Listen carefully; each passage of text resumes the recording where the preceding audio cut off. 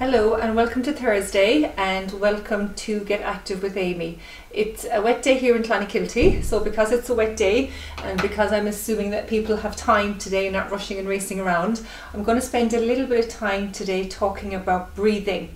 Now, breathing, according to Hippocrates, the mind is the greatest gift given to us. However, it is the air that applies sense to it. So Hippocrates said that 500 years BC, so he was ahead of his time. So when it comes to breathing, I know I've mentioned it in the other classes, but I want to spend a little bit more time doing it. What we know with breathing is, we know that it's the first act of life and it's the last act of life that we do, and also in between we need it every single day. So how big are your lungs? Put your hands on your ribs to where you think your lungs start and where your lungs end. Okay, so our lungs, we know, go all the way up to here. This is the top of our lungs, but we also know that our ribs are the cage that surround our lungs. So our lungs, so wherever you have ribs, that's where you have lungs. So put your hands all the way down, all the way down. My ribs go down as far as here, so that means that my lungs go all the way down as far as here. So they're pretty huge. When I breathe in, a diaphragm is a big muscle that goes from the front of my ribs all the way around the back to the back of my ribs. It's a dome-shaped muscle, and what it does is when I breathe in, it hollows and it draws air into my lungs, and when I breathe out, it allows the air to go out. So this diaphragm is between my lungs and it's also on top of my abdominal contents. So every time I breathe, what it does is it massages my heart. My heart is a muscle, and as we know, muscles like to be rubbed. It gives my heart a bit of a massage, but also what it does is when I breathe in and when I breathe out, my diaphragm also gives my abdominal contents a bit of a rub. So what that does is it helps with the transit of food through the gut. We know that our pelvic floor muscles, which are very important for support, but also we know very important for our bladder and bowel function, are also linked to the diaphragm. So when we breathe in and breathe out using our diaphragm, what happens is it also helps to activate our pelvic floor. So also by doing correct breathing patterns, it also helps us and our control down below. So correct breathing and incorrect breathing. I've spoken to you already about breathing into the front, sides and back of our lungs. So when we take a big deep breath in, we breathe into the front, sides and back of the lungs, and then as we exhale, the diaphragm helps all the air to come out. Now what happens is that our breathing is very much affected by, I have to check my notes here, is very much affected by our emotion, our environment, and also by everything that happens around us. When we change our breathing pattern because of external stresses, what happens is we start to breathe in the top of our lungs. We call it apical breathing, and in this way we use our neck muscles more, and we use our shoulder muscles, and we use our upper chest muscles more. So because of this, if we're breathing an awful lot more from the top of our lungs, we can get neck pain, we can get shoulder pain, and we can get an awful lot more back pain. So that's why it's very important that we have correct breathing technique. What we also know is, we know that when we do a lot of this apical breathing, as we call it, what this does is it can also drive up pain, and it can also help to drive up anxiety and stress. But also when we are in that situation, it also causes us to breathe a little bit more into this. So energy efficiency wise, this isn't a very energy efficient system because we're using muscles and it's not their job to do it. So hence you get aches and pains and muscle pains around your neck, especially if you have been under pressure. So let's look at correct breathing. So hands on your ribs, your shoulders are nice and relaxed, and just very simply breathing in through your nose and blowing it out. And again, in through your nose and breathing out. And last time, in through your nose. And then as you breathe out, I want you to feel your shoulders relax, and I want to feel your whole ribs depress as you come in. We never do more than 3 big deep breaths. If we do, we can get a little bit dizzy. Now, the next thing that happens is that our lungs aren't able to clear mucus.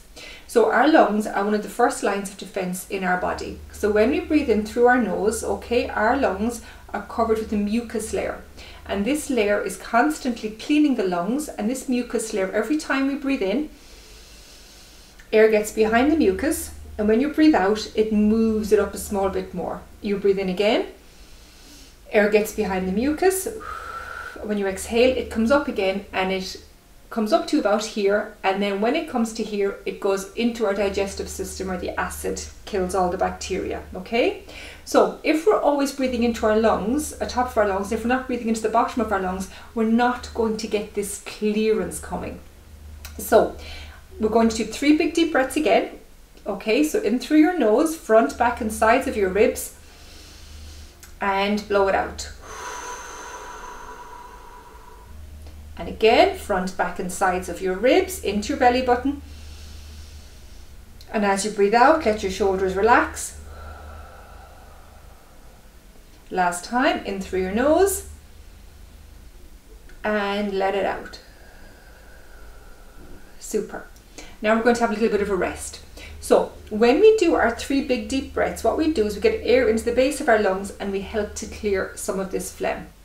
Now, coughing can hurt your throat, and it's also not very energy efficient. So when we do our deep breaths, we mobilize our lungs, we get the phlegm or the mucus moving. There's a very simple technique that can help us to get this phlegm up further. Okay, so what I want you to do is I want you to make a big O with your mouth, a big O shape.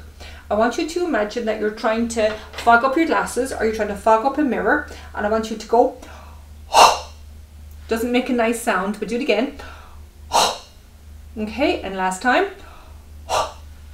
And what that does is that will move the phlegm that you have shaken up from the breathing up to the spot here, so that it's cleared then very gently. So there is a rule of 3s with this. So what we do is we do our 3 big deep breaths and rest 3 times. Take a breather, and then we do 3 huffs. 1, 2, 3, and then we rest. And sometimes nothing will happen, and other times you might get a very small cough. It's really important, if you can remember this, that you do this throughout the day, and you do it throughout the winter, just to help to keep very good hygiene with your lungs. Now, when it comes to lungs, another really important thing is your fluids. So as we know, the mucus in our lungs is very much like the mucus in our nose. And you've all been in places with very high central heating, or you've been on a plane, and you all know how your nasal passages get quite dry and quite sticky. The same thing happens your mucous membranes in your body. So it's really important that throughout the next couple of months, if you have the central heating on, if you have a fire lighting, or you have the stove lighting, that you make sure that you keep your fluid levels up. So when your fluid levels are up, your mucous membranes are more mucus, more runny, but also the phlegm in your chest is going to be an awful lot more runny, and because of that it'll be easier to get up. So because of that it'll be keeping your lungs an awful lot clearer. We also know that doing the big deep breathing very much helps our pelvic floor muscles as well, and it also helps our bowel muscles, but also by keeping your fluids up for your nose and for your chest as your first line of your immune system defense. By increasing the fluids and by doing your diaphragmatic breathing, you're also going to increase your bowel health, and you're also going to increase your bladder health. Okay, so that's your homework between now and next Tuesday, is to be doing your deep breathing, your huffing, looking at your fluids, and practicing belly breathing into your belly, and seeing as much as possible if you can cut off the shoulder breathing. Okay, right, that's the end of the talking. Now we're going to work on our legs, and we're going to work on our balance. So when you're ready, we're going to sit in the chair. Now you all have good shoes on today. There's no slippers, I hope, after Tuesday's talk. So when you're ready, we're going to do 6 sit to stands. Now in this position you can see me, and you can see that when I go to sit to stand, that my head goes forward. So my feet are shoulder width apart. If you need to use hands, do. If you can do it without hands, fantastic. When you're ready, inhale. And as you exhale, coming up, 1, 2, 3, 4, 5, and down, 5, 4, 3, 2, 1. Good, not a sound when you sit down. The easy bit is standing up. The hard bit, and the bit where you gain your brownie points, is sitting down. Good. 3 more. And stick the bum out. 5, 4, 3, 2, 1. And coming up, 1, 2, 3, 4, 5, and down, 5, 4, 3, 2, 1. One more, 1, 2, 3, 4, 5, and down, 5, 4, 3, 2, 1. Have a rest for a minute. This is our anti-aging exercise. We know that after the age of 40, we lose about 1% of our muscle mass a year. By doing this very simple exercise, you can reverse the aging process in your legs. So if you take nothing home from today, sit to stands, sit to stands, sit to stands. Ready again for 6 more. Feet shoulder width apart, no knees coming in. Coming up, 1, 2, 3, 4, 5, and down, bum out, 5, 4, 3, 2, 1. 1, 2, 3, 4, 5, 5, 4, 3, 2, 1. 1, 2, 3, 4, 5, 5, 4, 3, 2, 1. 1, 2, 3, 4, 5, 5, 4, 3, 2, 1. 2 more, well done. 1, 2, 3, 4, 5, 5, 4, 3, 2, 1. Up again. 1, 2, 3, 4, 5, and down. 5, 4, 3, 2, 1. Lovely. Okay, when you're ready, straighten out the left leg. Hold it there, pull the feet up to your face. 1, 2, 3, 4, 5, and down. Change legs, right foot up to your face. Hold it there. 1, 2, 3, 4, 5, and down. You will feel it in your thighs. 1, 2, 3, 4, 5, and down. 5, 4, 3, 2, 1. 1, 2, 3, 4, 5. Pull up the toes and down. 5, 4, 3, 2, 1. Make sure your knees pointing to the ceiling and not pointing in. 1, 2, 3, 4, 5, and down. 5, 4, 3, 2, 1. As always, just do what you can and nothing should hurt. 1, 2, 3, 4, 5, and down. 5, 4, 3, 2, 1.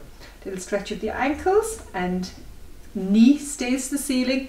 Left foot around. 1, 2, 3, 4, 5. Change direction. 5, 4, 3, 2, 1. And change legs and pointing the toe. Then 5 circles. 1, 2, 3, 4, 5. And change direction. 5, 4, 3, 2, 1. And we're warmed up and standing up. So make sure that you have something to hold on to. Okay. Hopefully you'll have shoes on you. So before we start, feet shoulder width apart. Now, when you stand up first, I want you with something beside you. I want you just to see and feel how you're standing. So I want you, without thinking about it too much, to see, have you got weight evenly on both feet? Is the weight more back towards your heels? Is it more towards the front of your feet? Or do your toes feel tight holding on, or are your toes nicely spread? Okay, so feet shoulder width apart, letting your feet get nice and relaxed. And this is part of what we call grounding. So when your feet feel comfortable on the floor, when your body's in a nice position, the muscles relax and the body often can do an awful lot more, okay? Remember, if your body is tense, we'll be breathing up into the top of our shoulders, whereas if the body feels relaxed and supported, you'll breathe more into your belly. So feet shoulder width apart, just sway left to right just to get started, and stop in the middle when you feel that you've weight evenly on both sides. Now going back onto your heels a little bit, onto your toes, and come back and find your middle spot. And this is something for you to practice at home as well when you're at the sink or the cooker, or standing up to your exercises in the middle of EastEnders, okay? So in this position, before we start, I want you to imagine your tailbone is pointing down towards the floor. You have nice soft knees.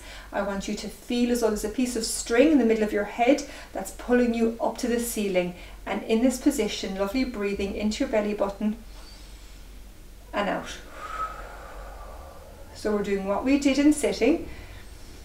So the handy thing is that when we stand up, our tummy contents and our abdominal contents fall out of the way.